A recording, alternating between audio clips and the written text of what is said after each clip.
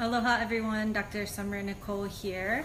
I was just started writing an article for this topic of if you practice yoga fairly regularly and you still feel like you have muscle tightness quite a bit. And I thought it would just be easier to hop on a video and talk about it. And so I get quite a lot of clients that talk about this topic a lot, that they experience just overall tightness in their body again and again, even though they practice yoga fairly often. And there seems to be some misunderstanding in the yoga world about flexibility versus hypermobility. And so hypermobility is one of the reasons that you might feel, joint hypermobility is one of the reasons that you might feel like you're muscularly tight, and I'll explain why in just a second. But in the yoga world, flexibility, think of flexibility as flexibility of your muscles, okay? And then hypermobility is joint hypermobility. And so joint hypermobility is whenever the actual muscle, whenever the actual joint has excessive range of motion. And so joints are held together by fibrous connective tissue, by cartilage. You only want normal range of motion in your joints. You don't want excessive range of motion in your joints. This doesn't help because a lot of our social media, we see these extreme contortions, of advanced yogis in these postures, thinking that it's normal. But in a lot of those, not all of them, but in a lot of those things that you see, you'll find that if you look closely, they're actually overextending a joint. The joint is actually giving them the appearance of them having more flexibility than they actually have. And so you just have to look at where is somebody getting their range of motion from. And so and I wanted to show you this too. I just have a picture of a joint right here. So let's see, where was it? Right here. So if you can see, this is a joint capsule. Here's your head of your humerus, here's your scapula, your shoulder blade, and your collarbone. This is what a joint capsule actually looks like. And here's ligaments that actually hold a joint together.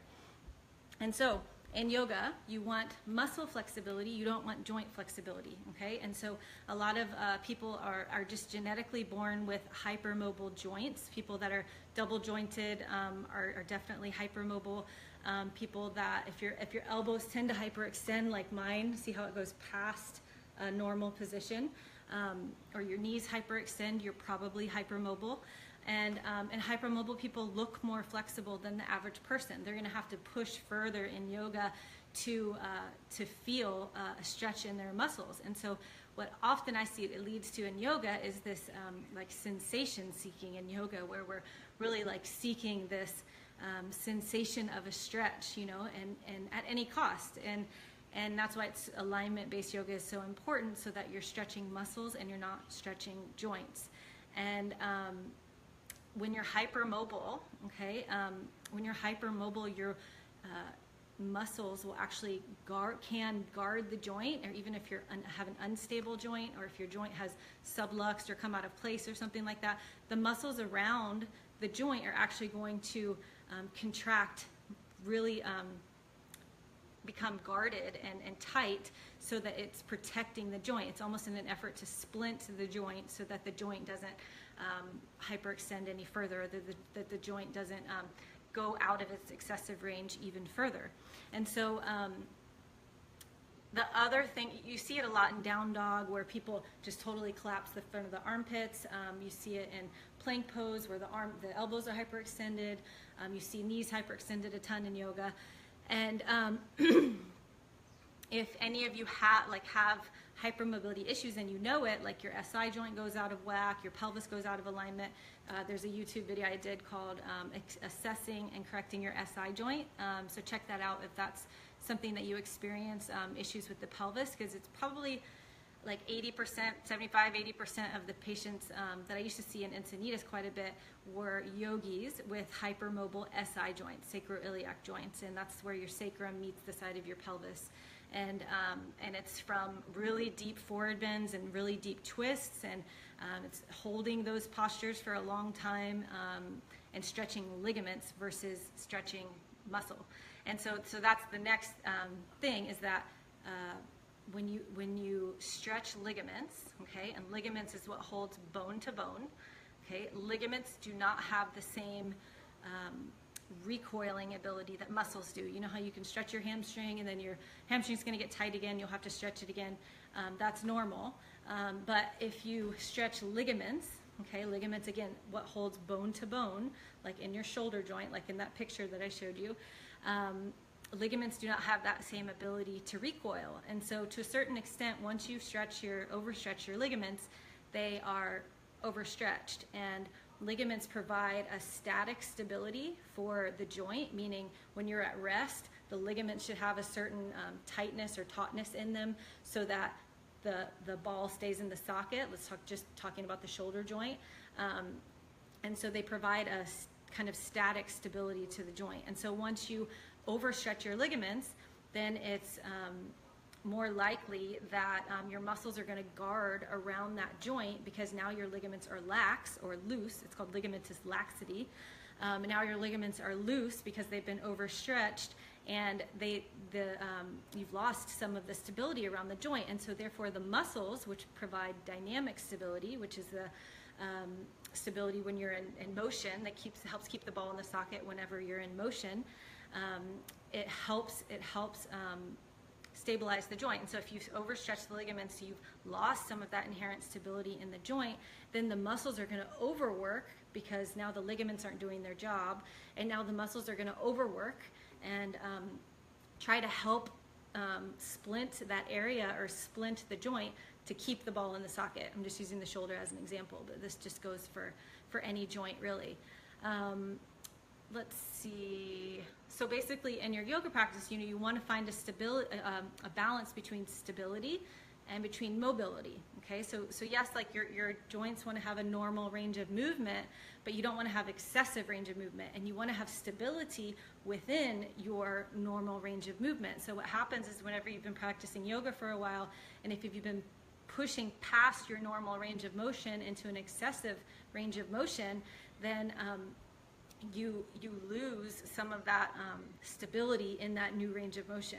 Okay, and so some of us, are inherently have loose ligaments. We're born with it or whatever. Some of us, it happens from an injury, like you've had a car accident or a fall or something like that, where it's just one or two joints that are loose now, and that you have to really put some effort into.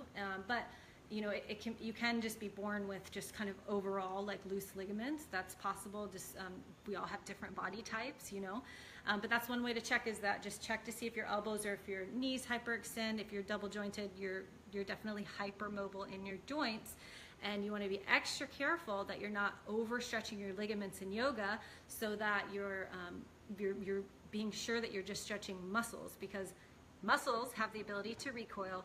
Ligaments do not. So once you overstretch your ligaments, again, they don't have that ability to recoil, and so they have lost that inherent tightness or tautness in the ligaments. So meaning it's not going to hold the ball in the socket, the whatever joint, I'm talking about the shoulder again, but whatever joint it is, if you've lost that inherent tautness in the ligaments, then the actual joint is going to be less stable, and then your muscles will get tighter to try to splint and stabilize the joint. Okay, and so that's one, or kind of those fit together, kind of joint hypermobility and ligamentous laxity. If you have both of those, one or both of those things, then you really want to work on stability versus mobility. So back off of your practice, back off of pushing into excessive ranges of motion, and focus on hugging the muscles to the bone, so that you're actually like stabilizing the joint, and that you're not stretching ligaments, and focus on the strengthening side of the practice versus the stretching side of the practice. So find some balance there. And the other thing is if you're hypermobile, if your ligaments are loose, then bend your elbows a little bit, bend your knees a little bit in yoga, and then hug the muscles to the bone around that area, so that it keeps the joint nice and stable, because you've lost some of that looseness in the ligaments, and now you have to kind of make up for it with muscular stability. So let's see, the other thing was that you want to You can use props. You can use props to for support. You can focus on aligning the bones versus going for that stretching sensation.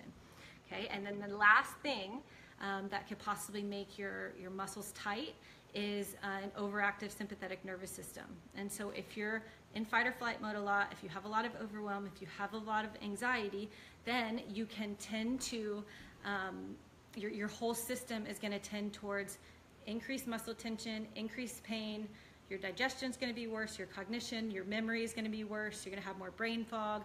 It literally affects every system in the body. And so the best things to do for that, quickest way to calm your own nervous system is double the length of your exhalations. You can also inhale through your left nostril, exhale through the right nostril. That has a cooling effect, a calming effect on the nervous system.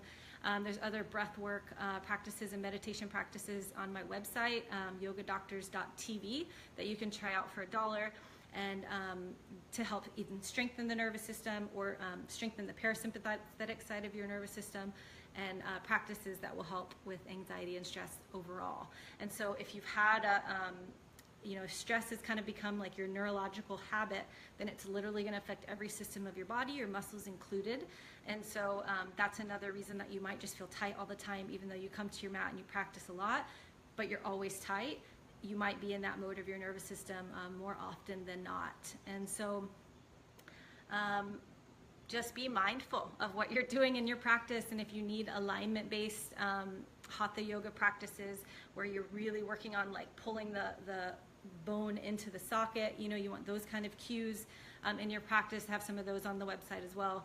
And just make sure that you're going to a teacher that is giving you alignment-based cues, especially if you have any of that stuff going on. So if you have any questions, please let me know, and you can leave questions in the comment section, or feel free to email me at Summer SOMER @ yogadoctors.tv. And I hope this was helpful. Aloha.